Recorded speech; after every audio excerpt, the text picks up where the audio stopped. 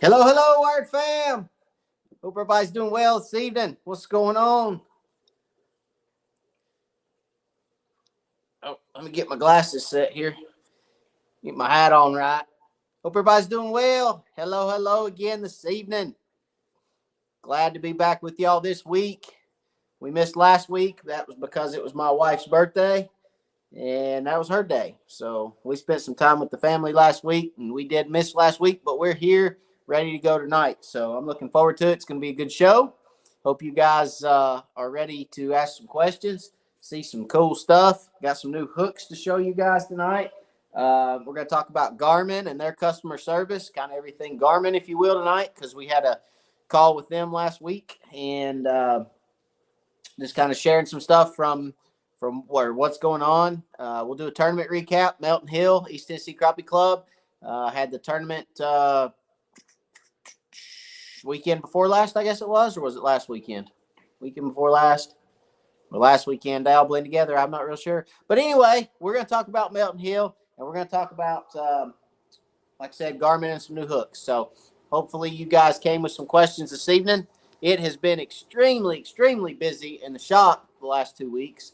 I have not been out of a boat, it feels like, in weeks. So I haven't been on the lake in a boat, but I haven't been out of a boat because I've been wiring and rigging so many boats. It's just been crazy, crazy, crazy. That first little warm-up spell in the spring, that first little warm front that comes through gets everybody going. Everybody wants new electronics in their boat, so I have been installing a ton of electronics and trolling motors in boats recently, and it's great. I enjoy it. It's, again, a passion of mine. Wired Marine Electronics. If you have any electronic needs in your boat, holler at me. What's up, Paul? Actually, guys, I got Paul's boat in the shop tonight.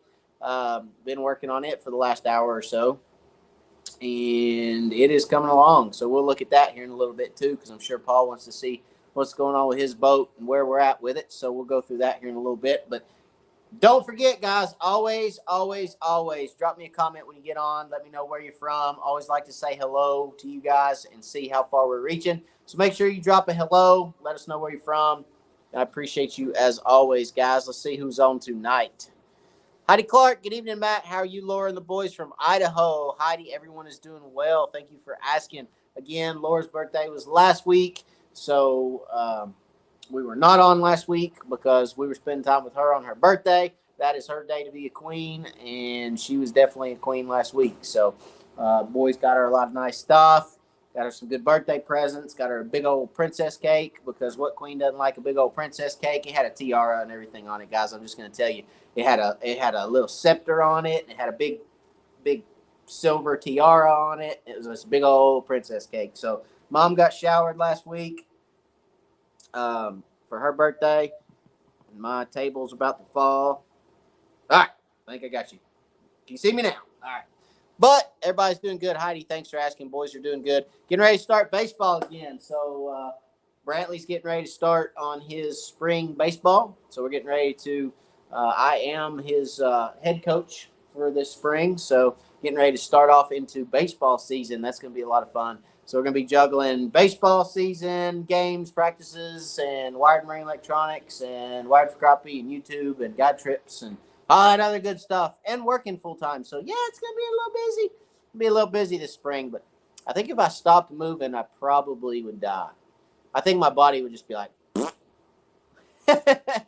okay. So we're gonna keep going. We're gonna keep moving. We're gonna keep shaking, and we're gonna keep talking crappie, and we're gonna keep catching crappie, and we're gonna keep. I've got some videos that I'm editing on. I got to get them out for you guys. I know. Don't shoot the messenger. I got to get some videos out for you guys. But I'm trying to get them edited and trying to get them. I've got like 4 hours worth of footage to edit on one video, so it's crazy. Got some really cool stuff on it. Johnny Coots, what's going on? Larry Merrick, hey Matt, new personal best 2.6. It was a bass, but still, well, green carp. I give you the congratulations on the 2.6 on the green carp, but got to get that 2.6 crappie, Larry. They're out there. Trust me, they're out there. They're in Wattsboro. They are in Wattsboro, that's for sure. Jimmy Pratt, what's going on? Billy Noble, Hello, Wired family, Dallas, Texas. What's going on, Billy? George Hamby, Matt, did you get in any dual graph stowaway mounts in? George, holler at me. I do have some stowaways. If you'll give me a shout, we can discuss mounts. I do have some stowaways sitting over there, and we can definitely get you a double graph on it for sure. I got a piece of metal in my finger too. Joys are working on an aluminum boat. All right. Hello, Eric Reeder. What's going on? David Gwynn. Hello. Paul, we said hi to Paul. Eddie Toon. Howdy, everyone from Middle Tennessee. What's going on? How's it going, Matt? Hope all is well with everyone from Mississippi. What's going on, Chris? James from Crosby, Texas. What's going on? Jeff Smith. Hello from Rogersville, Tennessee. Macon, Georgia. What's going on, Joseph? George, what are your thoughts on putting a Garmin GT56 on the trolling motor? What trolling motor do you have? Because, George, I'm here to tell you, a GT56 transducer is long. I mean, it's like that long. And I know that long isn't a metric, but they're big. A GT56 transducer is a little large. I don't know that you be Johnny Coots. Thank you for the super chat, Johnny. I appreciate it, buddy. That's a blessing to me. It's a blessing to this channel, and it helps keep me on the water making great content for you guys. Everything that comes in, if you guys don't know what a super chat is, that's a way for you guys to give back to the channel. I appreciate it, Johnny. Thank you. It's a blessing, buddy. Thank you very much. I appreciate it. GT56 on the trolling motor is going to be a little large. I don't know that you're going to be able to accomplish that. Depends on what trolling motor you have. But, you know, I'm not a big fan of a side imaging transducer on a trolling motor, and I'll tell you why. Because a trolling motor, guys, is designed to what? Steer you slowly in a direction, right? Fight the current, fight the wind, you know, kind of compensate for the wind, compensate for drift, compensate. With a side imaging transducer, you really need to be going in a straight line, anywhere from 3.5 to 5 miles an hour, to get that clear image that you're looking for out of a side imaging transducer, okay? So for me, I don't like it on a trolling motor because you're constantly moving that trolling motor head, okay, to stay going in the direction you want to go in. Therefore, I'm not a big fan of side imaging on the trolling motor. I have one transducer on my boat. That's on the back. I have the LSS2 transducer, HDS Lowrance LSS2 on the back. That is the only transducer I have on my boat, guys, outside of my live scope. I don't have anything else. So I don't use the transducer on my trolling motor. I don't use a transducer up front. I don't use standard sonar anymore. I use down imaging and side imaging. That's it. So that's my opinion. Joel Nash, what up, Matt? Hello, everyone. What's up, Joel? Reginald Roundtree, hello, Matt from West Monroe, Louisiana. What's going on? Johnny Coots, thanks, Matt. Thank you, Johnny, again for the super chat, buddy. I appreciate you very, very, very, very much for that super chat, bud. Scott from Bama, what's going on? Ronald Dill, good evening, Matt. I hope you're doing well, doing very well. Thank you, Ronald. I appreciate you for asking, buddy. All right, so let's start off with Garmin, okay? Let's start off with Garmin customer service. Oh, where are my banners, guys? Where are my banners? Hold up. There it is. Bam, discount codes for you guys to use. CrappieCove.com. You can call or get online. Wired saves you 10%. 10% off your fishing specialties with the code WIRED, okay? Your live scope poles, all your live scope equipment. Stowaway mounts, 10% off code with WIRED stowaway mounts. You can get 10% off there, order offline, and then 15% off Bonehead Tackle, boneheadtackle.com, code Crappie 2023 right there, guys, okay? Take advantage of those. Those discount codes are there for you guys, okay, so that you guys can save some money, okay? So let's talk about Garmin because the last couple tournaments that I've fished, I've been extremely, extremely frustrated. I have the 34 transducer. I'm running the 34, okay? Arrigo, what's going on? George, thank you. Yes, everybody, please remember to give a thumbs up. I appreciate that, George. So, again, I'm running the 34 transducer, okay? About 3 months ago, I started noticing a dead spot on my 34. Okay. Those of you that had the 32 transducer, you know there was that dead zone that was relative to your depth. Okay. So when I say relative to your depth, if you're in 20 feet of water, 20 feet in front of your transducer, you had a dead spot. Okay. That dead spot was due to what they said was the stitching of the rays together, which created that quote unquote ghost tree, if you will, and there was a dead spot there. Okay. Well, when I got my 34, it was not there. It was non-existent. It was beautiful. Okay. I loved it. It was gone. Thank you. No more dead spot. Well, about 3 months ago, I started getting a dead spot again. Okay. Same thing. It was relative to my depth. 34 transducer, not supposed to do that. So then I thought, well, let me play with my settings. Let me do this. Let me do that. Same thing you guys do. Okay. Just try to play with things. I swapped batteries out, see if that was maybe it. I played with it and did a lot of different stuff to try to alleviate the symptoms that I was having. Okay. That didn't work. It got worse, as a matter of fact. So I would reset factory defaults. I would go back and forth. I would do what I needed to do. Well, it never got any better. So I tell you that to tell you this. Okay. I contacted customer support. I contacted Garmin. And I'm a firm believer in customer service. All right. Always have been, always will be. I want to pick up the phone and I want to call somebody and I want to say, hey, this is my problem. Can you help me? I don't want to talk to a voicemail. I don't want to talk to, an automated system that takes me 33 minutes to get through. I want somebody to get on the phone and talk to me. So I called, had a very great experience with Garmin. Absolutely great. They said, hey, we don't want you to wait on hold. Hit this one button. We'll call you back. You won't lose your spot. Very quick, very easy. All I had to do was select Marine. So Garmin Marine, hit 5 or whatever number it was. Call you back, hit 1. Matt Zenas, hey, call me back. Next thing you know, they told me it was like 25-minute wait. 10 minutes later, my phone's ringing. Okay. I pick it up. They say, what's going on, Matt? I said, this is what's going on. They said, give me all your information. I gave them my information. They said, you're in the system. I said, yeah, of course I am, And they said, look, here's what we're going to do. They said, can you send us a video? I said, I can do you one better than that. You close to a computer? And they said, yeah. I said, go to Wired for Crappie on YouTube. And they're like, oh, okay. So they go to Wired for Crappie. I said, and I shared a video with them because on YouTube, I'm able to share links with individuals, private links, blah, blah, blah. I can post a video up and it can be private. I can send that code to people and they can watch it, sponsor videos and stuff like that. So anyway, there's a lot you can do in YouTube. I'm not going to go into that. So I said, yeah, here's the link. Send them a link. They watched it. They're like, oh, well, that's not right. And I said, yeah, that's not right, right? And they said, yeah, it's not. And they said, normally, here's what we're going to do. We're going to send you a transducer. I said, well, okay.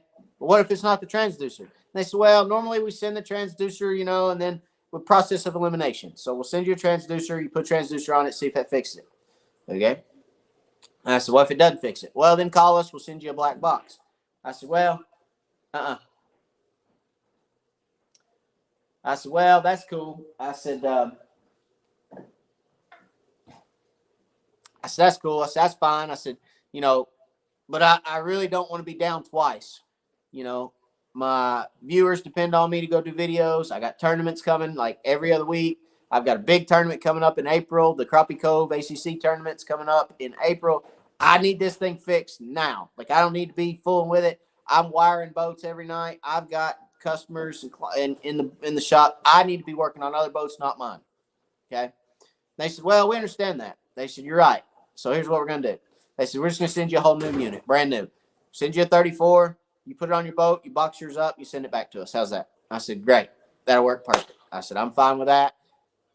Send me another one. So I got another one right here. They sent it to me. All right. It came in like 2 days.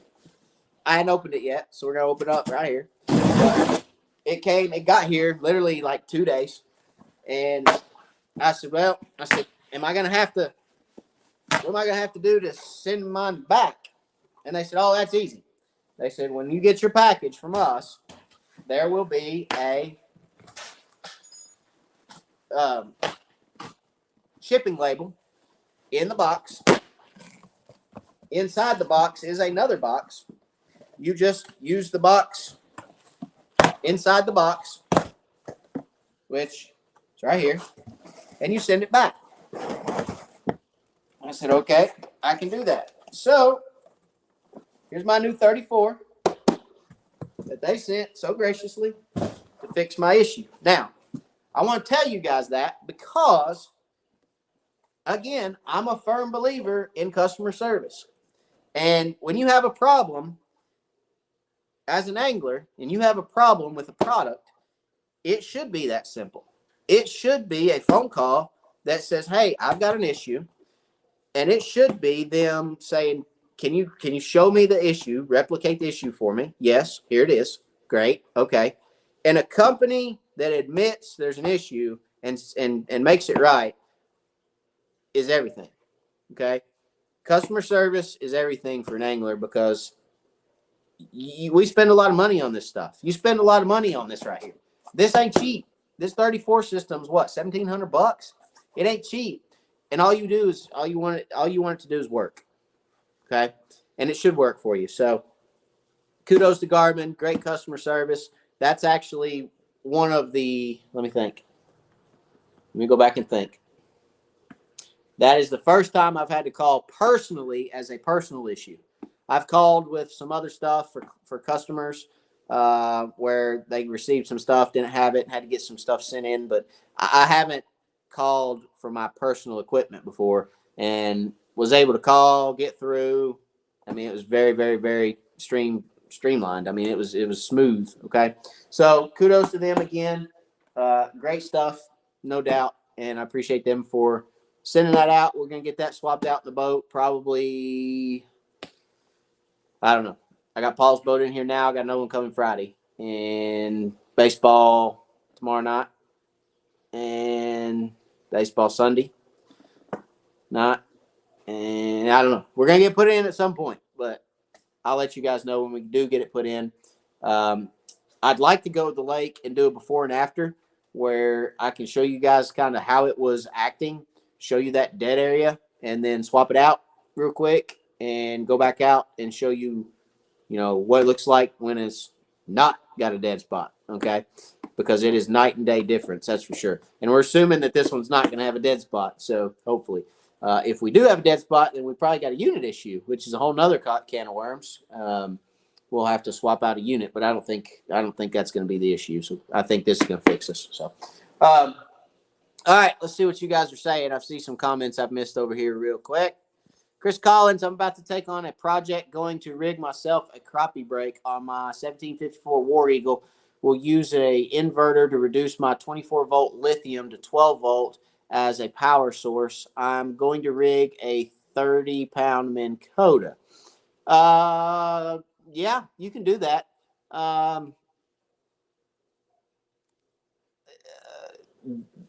The inverter reducing 24 to 12 is what would, I'd almost add another battery, Chris. But yeah, I mean, inverters in boats, I mean, it'll work for sure. Are you putting one or are you putting two? Are you going to put one crappie brake, or are you going to put dual crappie brakes?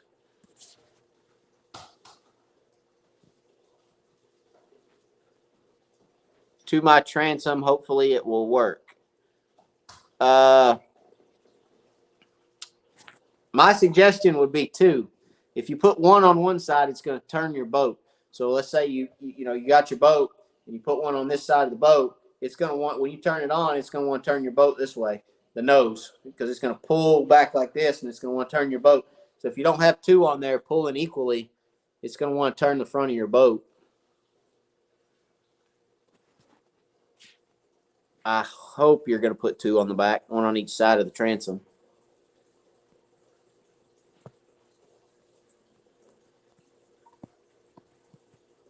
I would hope. I don't see another comment. My comments are lagging on me tonight. All right. So, new Garmin. Ready to rock and roll there. Ready to rock and roll.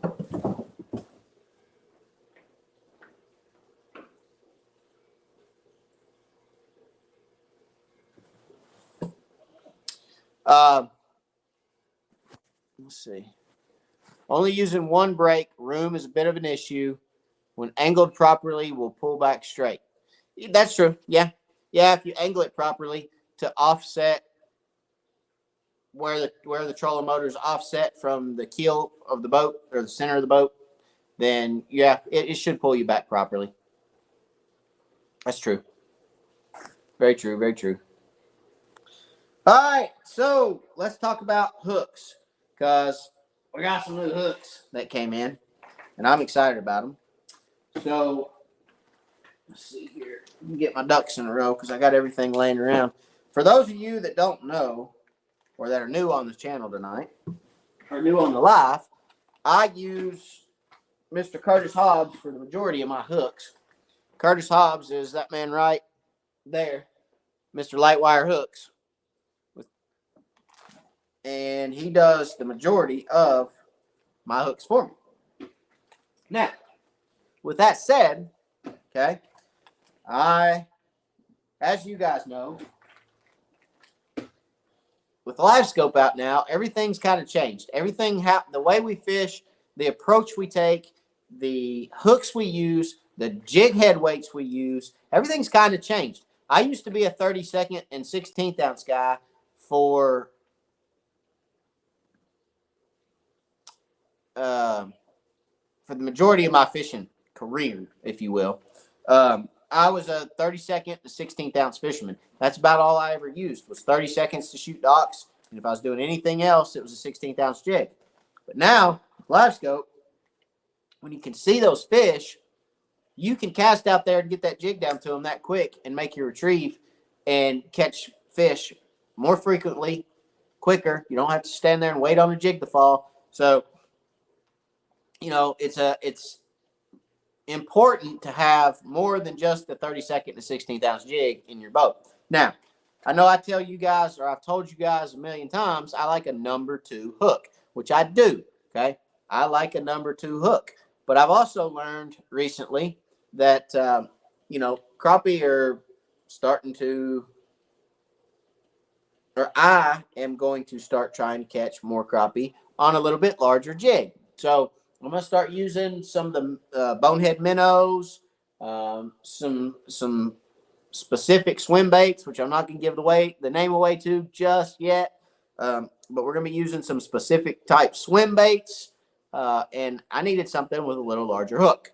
Okay. Something that will get further down in that minnow type bait to where it's the hook, the bend of the hook is a little closer to the tail. Okay. Reason I want it a little closer to the tail, especially on an action tail jig, is because a lot of times those fish will come up and nip at that tail. And I want them to be, if they come up to hit that tail or to hit the tail end of the bait, I want the hook as close to the tail end of the bait as I can get it without sacrificing action. You don't want to get that hook too far back, because if you get that hook too far back in an action tail jig, it can kind of mess up the action of that jig because it doesn't have enough room to wiggle, wobble, spin, whatever it is. Okay. So you don't want too big of a hook, but I did move away from the number 2s and I did go to a number 1. Okay. And I did go to, so these are aspirin head number 1s. Okay. All these are unpainted. That's a bronze hook. Okay. Number 1. So that's a 16th ounce. Then I did get some 1/8 ounce. And I got these in aspirin head and in round head. Okay. I'm not a huge freak about what head I use. I'm not real specific about, an aspirin head or a round head. Well, that hook went right through the bag. I'm starting to like an aspirin head a lot. I've always used a round head. But basically, this is a number 1. Okay. It's a number 1 VMC hook. 1/8 ounce. Okay. Number 1 VMC hook. 1/8 ounce head with a barb. Okay. Fits a bonehead minnow really well. Let me grab one up here real quick.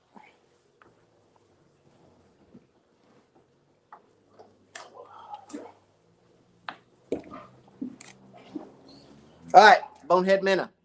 Okay, white and chartreuse. A little bit longer bait. Okay, a little longer profile. You guys see that? So, number one hook, running this minnow right down through the top.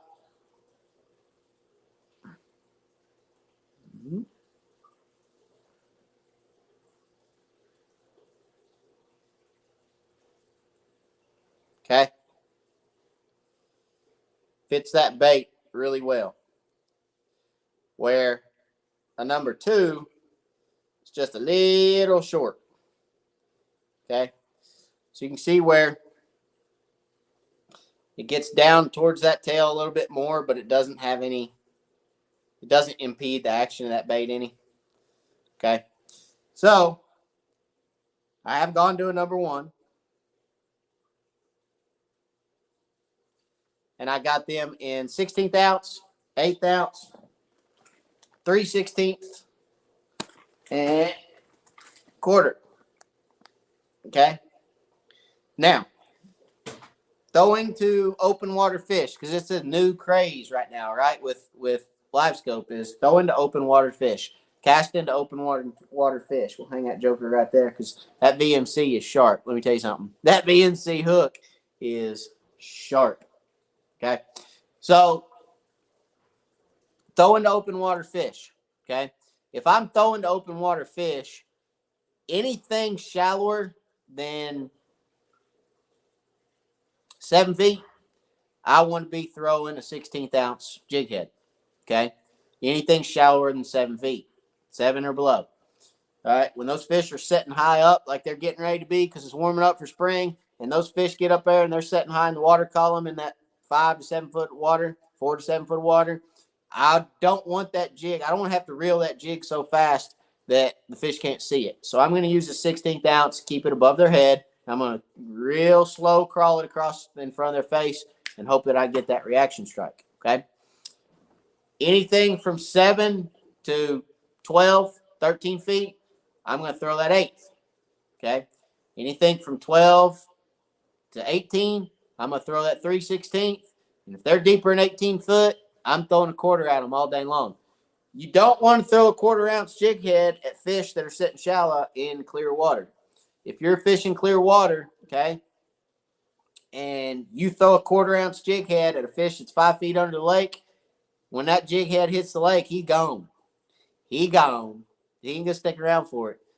If that jig head hits the lake and goes, boom, he's gonna take off. I've seen it a million times. Okay, so with that being said, that's kind of the setup that I have, kind of what I'm looking at. Mr. Curtis Hobbs hooked me up. I appreciate it, Curtis. As always, I've been buying hooks from Curtis, guys, and it's no joke. I've been buying hooks from that man right there for longer than a decade. Okay. I've been buying them from him for over 10 years. And he has got just great quality. I'll tell you what, as a matter of fact, every time I've ever ordered for him, not since I started YouTube, okay, every time I've ordered from Curtis and gotten a package from him, it always comes with a bag just like this with some business cards in it, okay? Not only does it have business, well, they just slid out. Not only does it have business cards in it, but it's got a whole array, okay, of extras. All right, now let's see what all Mr. Curtis sent us. So I always get this bag of extras. He always sends it. We got 3/32. Those are green with it's a round 3/32. Looks like a number 2 hook. He knows I like the number 2. It's got the green head, and it's actually got some glitter in it. I don't know if you guys can see that glitter or not, but it's got some glitter in that as well. Some red glitter on a green head. That's pretty neat. Red eye, number 2s. Looks like there's about 2, 4, 6, 8. There's about 10 in there. Okay, so there's 10 extra jigs. Here's 1/16 gold hooks. All right, there's some 1/16. Some number 2s, gold hooks. There's about, I don't know, 2, 4, 6, 8, 10. There's 10 in there. So there's 20 extra hooks. 3/32 with a 3D. Oh, this is a 3DI. These are bad right here. These are bad to the bone. Look at that. Black with a 3DI and silver flake in there. Check that out. Those are number 2, 3/32. So there's another 10. That's 30. Check these out. This is a bullet head. 1/16 number ones. It's a red bullet head. Look at that. I didn't even know that head existed. A red bullet head. Check that thing out. You want to talk about get down to the bottom quick? I bet you that little head just straight down. Probably why they call it a bullet. So there's 40 extra hooks. Here's some 1/8 number 2s, gold with chartreuse. There's 50 extra hooks. Here's 1/8 number 2 sickle oranges. You guys know. Mr. Curtis keeps trying to sell me on those sickles now. I'm telling you right now, the number 2 sickles, he keeps trying. Every time I order from him, he sends me 1 pack of sickle hooks. Because Mr. Curtis likes sickle hooks. I don't like sickle hooks. I've told you guys that before. I'm not a sickle hook fan. Okay? But Mr. Curtis likes sickle hooks. So he always sends me a pack of sickle hooks. But anyway, what I'm trying to say, guys, is it's great to work with great people. And you can tell the people that are in it because they love it, opposed to the people that are in it for other reasons, right? Mr. Curtis is in it because he loves it. And I've known Mr. Curtis and bought hooks from him for years and years and years and years and years. But nonetheless, that's enough about those. Enough about the hooks. Those are my new hook. That's my new setup for open water fish. Going to try to start using some of these bigger baits like that little minnow right there, that little minnow guy. I'm going to start using some of these other baits for open water fish. Try to see if we can't get some of those reaction strikes on some of these larger baits. Let's see. Chris, I spent a day fishing Grenada with Eric Cagle, casting to open water roamers. Those Alabama guys have perfected that technique for sure. It was an enlightening experience and the most fun I've had. Yeah, it's a blast. I love throwing open water fish. It is a lot of fun. I typically throw to them at 40 or 50 feet. And to watch those fish, to see that jig come by those fish, you got that fish sitting there, see that jig come by that fish, and that fish turn like that and start moving with that jig and hit it. There's nothing any more exhilarating than that. It's a lot of fun. I mean, the anticipation that builds up, because there may be a fish that hits it in 10, there may be a fish hit it in 10 inches, and there may be a fish that follows it for 10 feet before he hits it. So a lot of fun. Absolutely. The anticipation that builds up is really, really, really fun for sure. Tommy Miller, just joining, bud. What's Mr. Curtis' business name or website? Right here. So right there is his business name. Lightwire Hooks is Mr. Curtis' business name. Lightwirehooks.com. And I believe he's on Facebook, Lightwire Hooks as well. His phone number is on the website. He does have a pretty decent website, okay? You can go on there and you can navigate the website well, and it's got all his different hooks and heads and colors and all that on there. But I will tell you this, Tommy, if you have a hook that you like or you have, a color that you like, if you don't see it on the website, call him, because that's just like these right here, okay? I called Curtis, guys, and I said, Curtis, I want a number 1 hook, but I want a round bend. And I said, I have a hook here that you sent me years ago that you made for a gentleman, and he never picked them up. So you sent me a couple of his to try, and I never really tried them. But now that I'm doing this, and that, I tried them, and I want more. And he said, well, what are they? And I said, I don't know. I'll send you one. So I actually mailed him a hook that he had sent me, okay, in my care package, just like this right here, with his cards in it and a bunch of extras. He sent me a bag of extras that had a number 1 hook in it. And I was able to find that hook when I started using these, and I said, man, I really like that size. So I called him. I said, hey, this is what I got. He said, hey, send it to me. I put it in the mail, put it in an envelope, put a stamp on it, sent it to him. Now listen, I sent him the hook. I wish I had it down here. I sent him that hook. He called me back. He said, I remember those. It's a #1 VMC. He said, I don't typically keep those, but I'll order some. I said, great, order some. How many do you want? I told him, I said, I want 400. So he said, okay. He ordered 400 VMC hooks. He made my jigs. He sent me my jigs with another care package. And then he sent me my hook back that I mailed him. The one hook that I mailed him so he could match it, he sent it back with my hooks. So, working with somebody like that is really, really neat. And, it's a friendship. It's a relationship. It's not a business transaction. So, anyway, right here, light wire hooks, great guy, great dude. Salt of the earth for sure. Let's see. Eddie, yeah, I can't beat Mr. Hobbs for service or quality. I agree. Matt, in our muddy water, I've added a rattle from Bonehead to help attract a reaction. A Tommy Ezel video trick. You Clearwater fellas got it good. Well, I don't know that we really have it good because we can't get as close to fish as you guys can. We can't get 10 feet, 8 feet away from them and just drop right down on their head. We've got to cast to them at 40 or 50, and there's a lot of times where if we get inside 40, they're gone. They leave. They're out. And what you'll see, they'll be sitting on the screen, and they're up here in about 4 foot of water, and then you get within 40 feet of them, and they go right down to the bottom of the lake. And once they hit the bottom of the lake, they disappear because they will literally lay in the mud bloop, on the bottom of the lake. And you can sit there. Sometimes they'll start coming back up if you sit there for a little while, but it's very rare, very rare. On a day where they're really feeding heavy, they'll come back up. But other than that, they won't. They feel that boat coming in that clear water. They feel that boat coming in their lateral line, and it just goes. And they just sit there. Okay.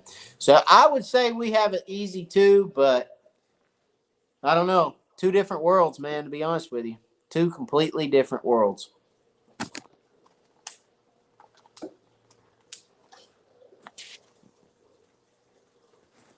George, I like the bullet head. They fly to the bottom. Helps when you have low patience. That's what I was saying. Yeah, I believe it. That bullet head, man, that thing looks like it'll just soar to the bottom of the lake. Look at that thing. Look at that. That thing is like a bullet. It just shoots straight down.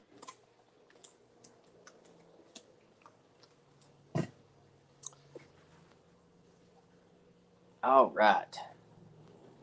So let's talk a little bit about Melton Hill. Melton Hill tournament. Great tournament. Great turnout. Had a lot of people there. The lake was fishing extremely well. The 2 weeks before the event, the lake was fishing extremely well. Okay. The week before the event, the lake was fishing extremely well. Then the week of the event, it sucked. Bad. It was so bad. Why was it bad? Okay. Well, a couple reasons. We'd had a ton of rain. I mean, an absolute buttload of rain. Okay. And that muddied everything up. That entire lake was solid mud inside the creeks. Now, main channel wasn't bad, but we'd had so much rain. They were running the main channel like it was the Nile River, and it was just tough. It was just a tough event. I caught fish in extremely muddy water that day. Okay. There was, if it wouldn't have been for a couple spots that I found in muddy water, I might not have weighed 7 fish. I caught 50, maybe 60, but I didn't catch any big fish. Everything I was catching was small fish. The big fish that I was on 2 weeks prior to the tournament were gone. They vacated the premise because they were just gone. Um, they I know where they went. They moved out into cleaner water and they moved down the lake. I was up lake. They left. I mean, it's just there was too much current, too much dirty water, too much silt rolling down that river, and they said nope, gotta go, and they left. So that's fine. We were able to catch a lot of fish. Melton Hill. I always say I hate Melton Hill. I don't hate Melton Hill. Melton Hill's a great lake. A lot of fish in it. I caught 75 fish the first practice that I had out there, and I caught 50 plus in the tournament. It was a great day. Great fishery. A lot of fish in it. But it was strange. A lot of fish moving around on that lake that day.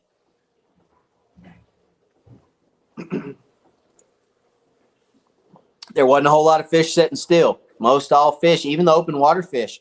Normally an open water crappie is sitting still. These fish were moving all day. They were back and forth, up and down. I mean, there just was no rhyme or reason for it. And, I contribute that to a couple different things. There was a cold front that moved in, pressure change. And then there was a lot of, again, mud and silt that was coming down the lake.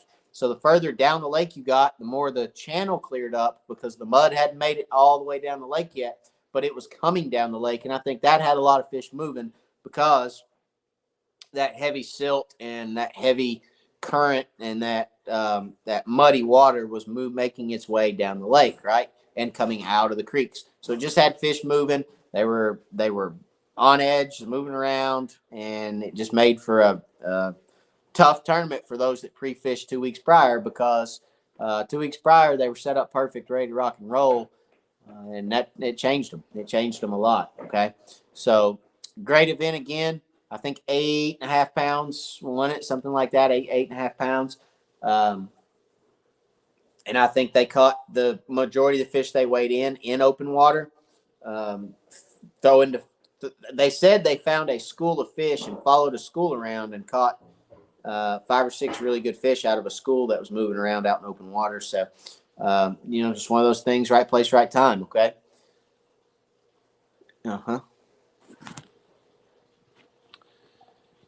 Let's see here. Where am I at? Johnny, love number one hooks. The guy I get them from calls them nasty bent hooks. They're like a sickle bent hooks. Used them for years. Did I read that wrong? Number one hooks. The guy I get them from calls them nasty bent hooks. They're like a sickle bent hook. Used them for years. Oh, okay. So you use a nasty bent hook is what your guy calls them. Gotcha. Seen that on Bankhead in Central Alabama Sunday. The drum that are facing you look like a toad suspended female. They eat no matter what. Yeah, they do. That's true. There's a lot of drum that look just like a crappie and will turn on a jig and move and eat just like a crappie. So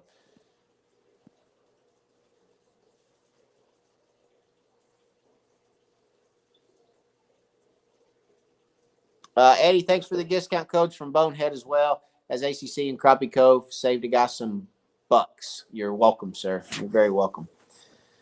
All right, guys. So that's all I got for tonight. Again, I appreciate you guys, as always, for watching. We'll be on again next Wednesday night. There's a couple things we're going to talk about next Wednesday night, one of which is going to spawn off kind of the video that's coming out this week. So we'll talk about that next Wednesday. And hopefully I can get you guys I'd really like to get out there. I don't know what this weekend looks like as far as weather, but I really like to get out there and show you guys, get a video of what that looks like now and what it looks like after this new LVS 34 goes on. Steven, what's going on? Better late than never, my friend. But hopefully I can get that video out there for you guys as well so you can kind of see what that looks like. But we're going to call it a night for tonight. I'm going to get back on this boat. Oh, I told Paul I'd show him his boat before we leave here. Let's see. Let me get out of my boat. without getting hurt. Covering up my phone with my finger. All right, Paul. We got the trolling motor. We got her all rigged up, buddy. Here's Brantley. Got her all rigged up. She's ready to rock and roll with the trolling motor, my friend. Got her ready to rock and roll. So there it is. Trolling motor's on. Live scope's next. Get that put on, and then you'll have your boat back. So appreciate you guys as always. God bless. We'll see you on the next one.